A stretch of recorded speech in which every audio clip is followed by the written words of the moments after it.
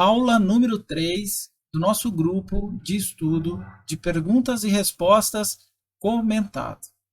Fala, pessoal! E aí, tudo bem com vocês? Instrutor Cardoso aqui, mais uma vez trazendo aqui perguntas e respostas aí comentado. O meu objetivo aqui não é simplesmente trazer as respostas para vocês, ok?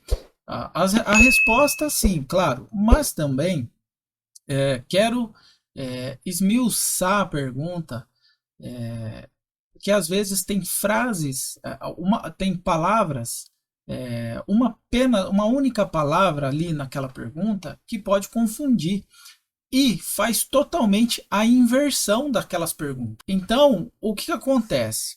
Tem aquelas pegadinhas de alternativa mais correta, certo? Bom, essas pegadinhas é de questões de múltipla escolha e ocorre quando as alternativas parecidas parecem todas corretas. O candidato ele marca a primeira alternativa ali que ele considera correta, sem notar que abaixo existe outra alternativa mais completa, né? Ou mais correta. Aí o que acontece? É o que eu sempre bato nessa tecla. Lê uma, lê duas, lê 3 vezes. Porém, cuidado que nós temos um tempo para resolver essas questões, para poder responder, né? Então, existe esse tipo aí de pegadinhas, né? Tem também as pegadinhas de inversão de conceitos, né? Tipo assim, as pegadinhas de inversão de conceito, ela é muito comum e tem a então de confundir o candidato, tá? Invertendo o significado da norma, né? Legal utilizado da palavra. As pegadinhas da inversão de conceito. O que acontece? Essas pegadinhas de inversão de conceito, elas são muito comuns na prova teórica. Quando você está lá fazendo, você se depara, se não prestar atenção, se depara aí com uma pegadinha dessa e acaba botando a perder, respondendo errado e de bobeira, né? E essas pegadinhas, ela tem a intenção de confundir o candidato, invertendo ali o significado da norma, da resposta em si ali, né? Do conceito ali, como um todo, utilizando apenas uma palavra, né? Inverte tudo, ok? Então, exatamente esse aí é o meu objetivo aqui nessas perguntas e respostas, comentá-las para você, ok? Tá com dificuldade? Assiste aí o vídeo, acompanha a leitura das perguntas, ok? Porque essas perguntas e respostas, ela é proveniente lá do banco de dados do Detran, da onde existe realmente lá no simulado. Se você se deparar e fizer um simulado, você vai ver que tem as mesmas perguntas lá, né? Isso para poder te ajudar, né?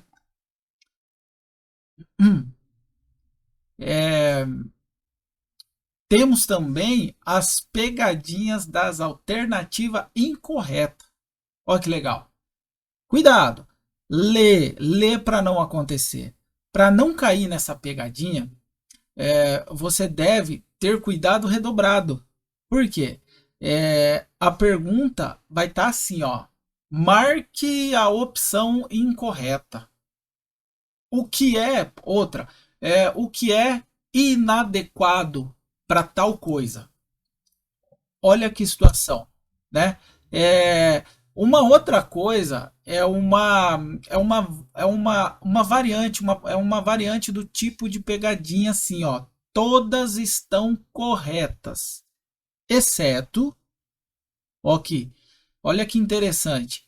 Então, quando você se depara com esse exceto no final da pergunta, muda tudo. Agora convenhamos que, por exemplo, tira essa palavrinha exceto do final da pergunta, e coloca um não no início da pergunta. Um exemplo é: nenhuma das alternativas estão correta. Aí você vai ler aquela resposta, vai ficar muito mais claro para isso. Troca essa palavra, exceto, quando tiver lá uma pergunta exceto, faça isso. Tira exceto e coloca um não no início da pergunta e tenta ela ler, imaginando aquele não ali e imaginando que você tirou o exceto. Você vai conseguir enxergar essas respostas com mais clarezas. Então, essa aí é a dica de hoje. Ok? E vamos aí vamos dar andamento nessa aula de número 3, que tem algumas perguntas mais importantes. Eu faço algumas escolhas mais interessantes, a que mais cai na prova e a que mais confundem aí o aluno.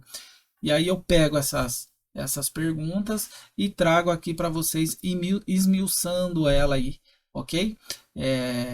E também quero adentrar também no conceito aí também de estar passando, explicando alguns conceitos da apostila, né? Como vias, trânsito. Quero ver se eu consigo também entrar um pouco nessa parte, que acredito que vai ajudar bastante. Às vezes você faz aí o curso para a primeira habilitação, mas aí esse curso ele não, você foi lá todos os dias, fez tudo certinho e tal, mas ficou com dúvida e não conseguiu tirar essa dúvida lá junto ao professor em sala de aula, né? E aí o que acontece? Vem para cá e vamos resolver isso aí junto, ok? Então, bora lá, vamos lá para essas perguntas e respostas aí da aula número 3, ok? Beleza? Então, bora lá. Bom, nós já estamos aqui na questão de número 21 do nosso estudo, né? Nosso estudo aqui. E eu vou dar continuidade na seguinte pergunta. Indique a alternativa que contém uma atitude indevida do condutor que desvia sua atenção ao dirigir. Qual seria a resposta certa? Letra A. Prestar atenção às luzes do painel do veículo. Letra B. Manter as duas mãos no volante. Letra C. Falar e digitar mensagens ao celular. E letra D. Observar atentamente os espelhos retrovisores. Voltando aqui na pergunta, bem rapidinho, indique uma, deixa eu pegar aqui um marca-texto meu, indique uma alternativa que contém uma atitude indevida, uma atitude errada do condutor. De quem? Do condutor. Então, o que eu tenho que procurar na resposta? Indevida é uma atitude errada. Qual seria a atitude errada que esse condutor vai ter? Prestar atenção às luzes do painel do veículo, isso é uma atitude correta. Então, cadê aqui? Caneta. Esse daqui não é o que a gente quer. Letra B. Manter as duas mãos no volante, isso aqui é uma atitude correta. Ou seja, não é isso que a pergunta quer saber. Letra C. Falar e digitar mensagens ao telefone celular, ou seja, isso daqui é uma atitude incorreta. Aparentemente, é uma resposta certa da nossa questão número 21. Porém, tem mais uma, que é a letra D, que fala o quê? Observar atentamente os espelhos retrovisores. Logo, isso aqui é uma atitude correta, mas que a pergunta não quer saber. Ok? Então, aqui no caso, a correta é a letra C, ok? Bora lá. Questão de número 22. São situações de risco devido às condições adversas relacionadas com o clima ambiente ou ambiente, os seguintes aspectos. Bom, quero começar aqui o seguinte. Primeiro de tudo, são situações de risco devido às condições adversas. Primeira coisa que a gente precisa saber são as condições adversas. Quais são as condições adversas do que? De clima ou ambiente, ok? Clima ou ambiente. As situações adversas de clima ou ambiente são aquelas diretamente relacionadas às condições do tempo, como a chuva, o vento, o calor, o frio, neblina e cerração. Então, essas são as condições adversas que a pergunta tanto quer saber. Então, quais são as situações de risco? Bora lá, vamos ver aqui a resposta letra A. A situação de risco é curva acentuada, não precedida de sinalização e chuva torrencial. Bom, logo vimos aqui que curva acentuada não faz parte da condição adversa. Então, não é ela.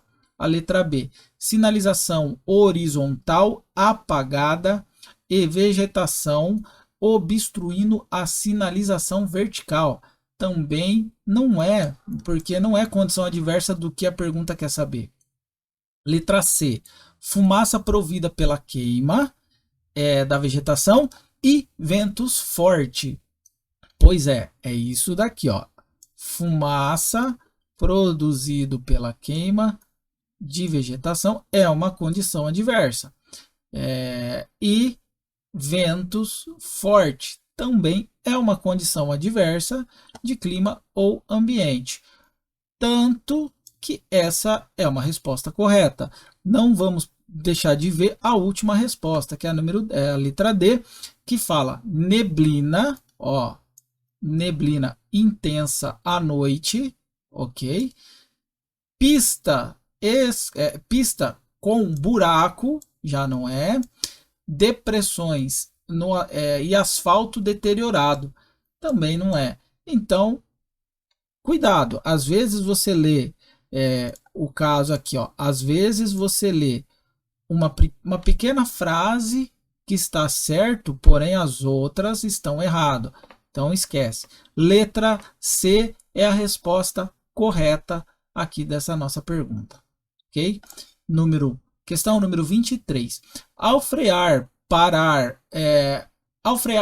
parar em um cruzamento, diante do sinal vermelho do semáforo, a condição adversa que pode levar à ocorrência de acidente de trânsito são...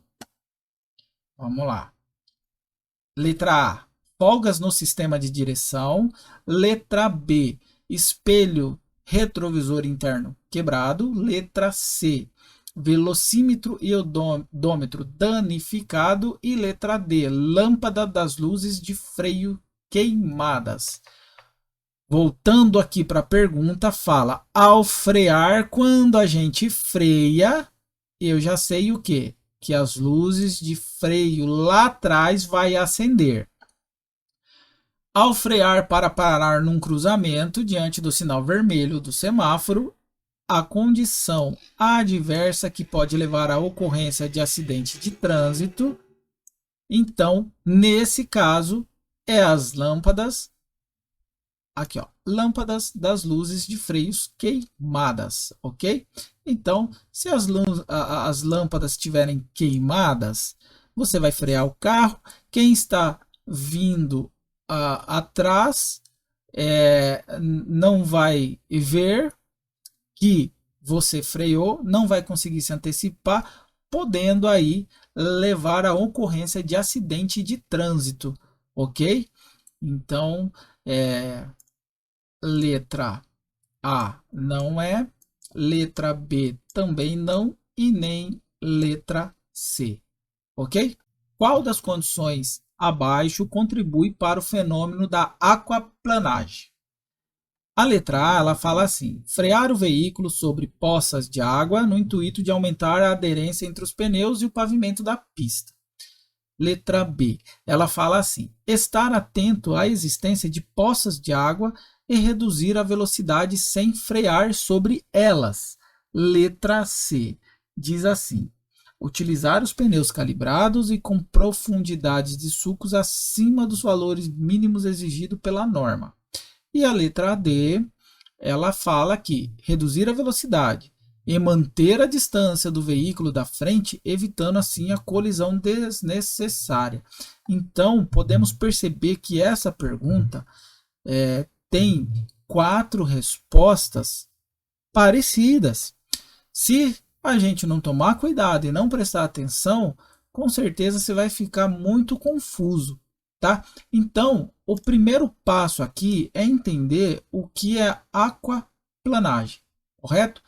Para saber, para ter mais sabedoria de cada resposta.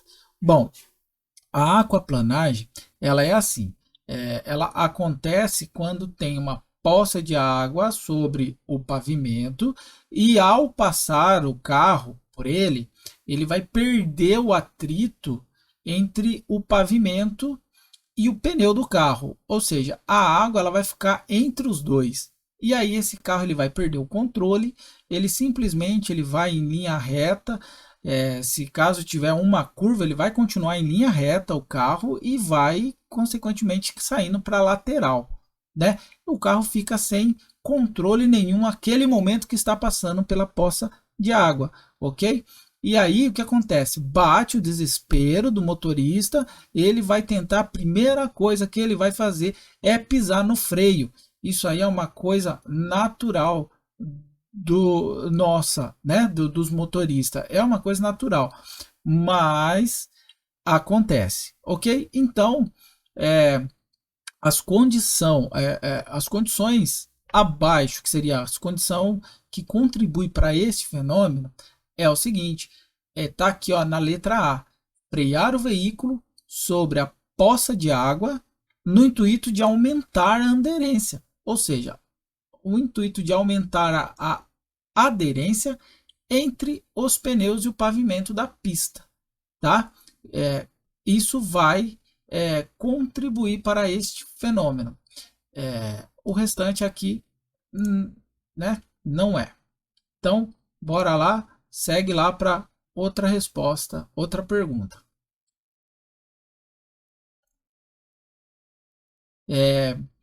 Questão número 25. Fala assim: um condutor que teve sua CNH cassada poderá requerer a sua habilitação após qual período de tempo? Tá? Um condutor que tem a CNH cassada, ele vai ficar um tempo sem ter ela de volta. Qual que é esse tempo? O que diz o CTB nesse sentido? Bom, seria de letra A, 1 ano, letra B, 6 meses, letra C, 3 anos e letra D, 2 anos. Bom, CNH cassada, para você ter a CNH cassada, você precisa tê-la suspensa e no prazo de suspensão ter infração no seu prontuário. Aí, consequentemente, vai haver a cassação. Bom, se isso acontecer, o condutor ele vai passar a ficar 2 anos para requerer de volta no Detran, ok?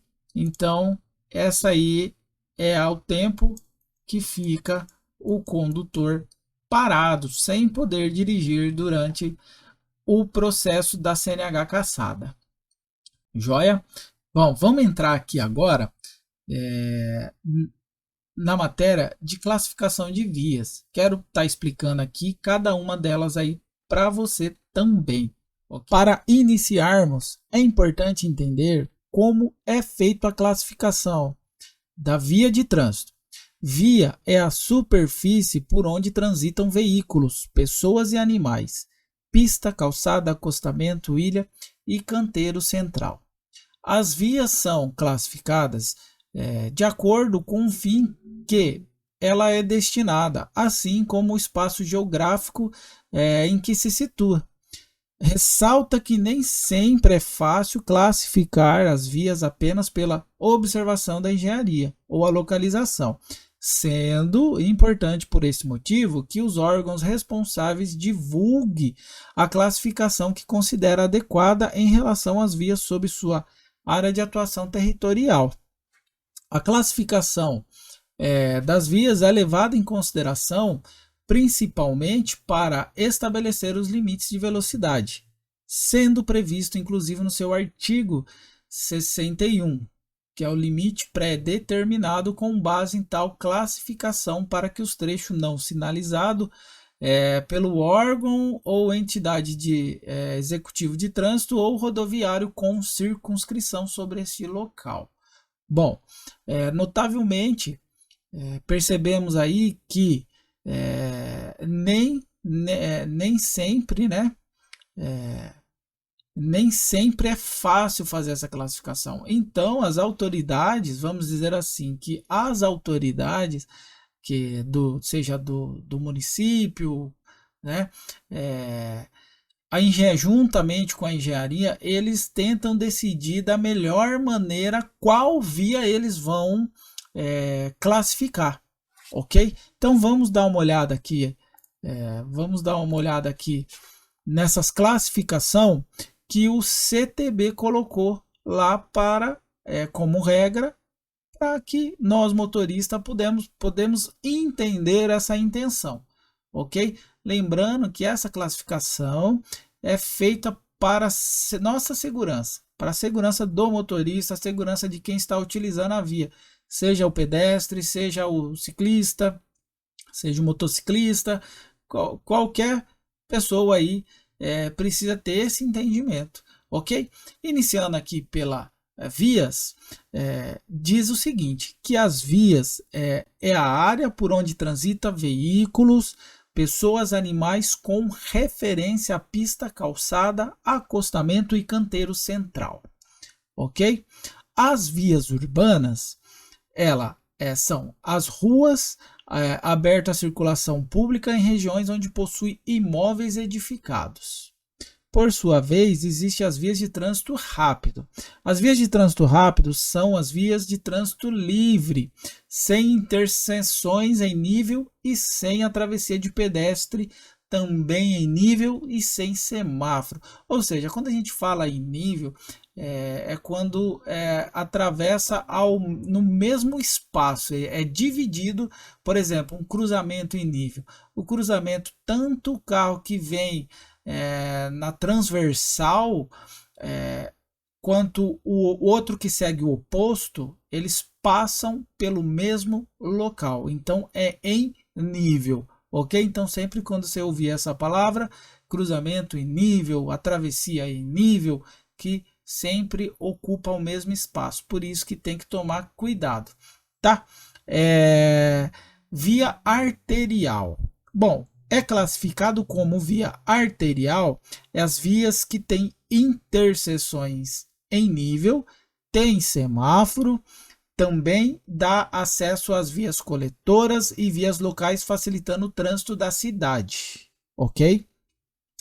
A via coletora, por sua vez, também tem a função de coletar o trânsito e distribuir proveniente das vias de trânsito rápido e arteriais, ou seja, o trânsito que vem das vias de trânsito rápido e arteriais acaba caindo na via coletora, e aí ela vai distribuir para as vias local, né, da cidade, ok? Ela que vai fazer essa distribuição, por isso que existe a classificação.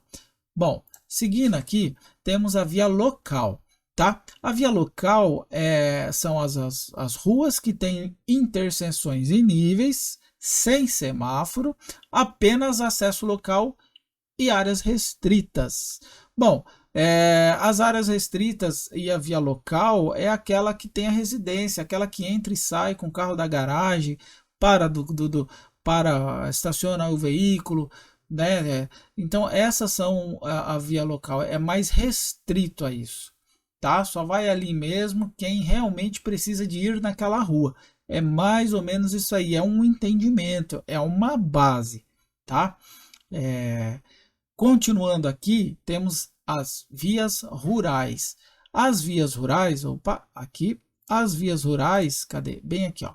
As vias rurais, elas são estradas e rodovias fora das áreas urbanas. Ou seja, quando nós escutamos falar em vias rurais, e logo imaginamos aquela estrada de sítio, aquela estrada de terra. Pois é, não é, tá? Até é, mas não é só ela. Bom, o CTB, ele diz que vias rurais são estradas e rodovias fora das áreas urbanas. Saiu da cidade, pegou a rodovia fora da área urbana, é via rural. Aí temos a rodovias e estradas. A rodovia, ela é uma via rural. Sim, ela é uma via rural, porém ela é pavimentada. Por quê? Pavimentada porque tem asfalto.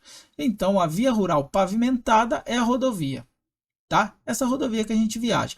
E as estradas é uma via rural também, só que ela é não pavimentada.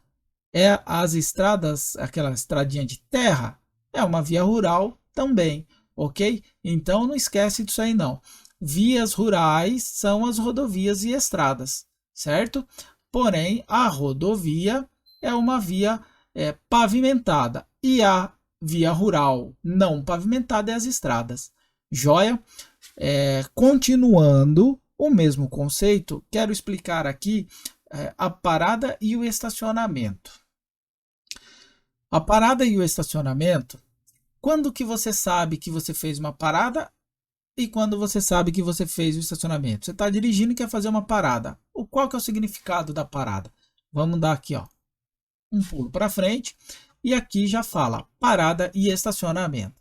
O significado de parada é quando você para o veículo por tempo estritamente necessário para embarque e desembarque de passageiros. Você está lá dirigindo, levando um acompanhante até a rodoviária, é um exemplo meio lógico, né? Levando lá um acompanhante na rodoviária, aí você vai parar para ele descer do carro. Ou seja, você não precisa fazer um estacionamento, se assim tiver a sinalização lá. Qual que é essa sinalização? Sabe aquela placa de regulamentação que fala assim que é proibido estacionar? Pois é, essa placa aqui, ó, tô colocando aqui para vocês darem uma olhada nela. Essa placa é proibido estacionar, porém nela você pode fazer a parada, tá? Como que você vai fazer? Seta para a direita, para o seu carro, o seu acompanhante desce do carro, fecha a porta, logo em seguida você já coloca a seta para a esquerda, avisando que vai sair, olha no retrovisor para trás e faz a saída. Ou seja, você fez uma parada num tempo estritamente necessário para a pessoa descer do carro. Ok? E aí temos logo aqui embaixo o estacionamento.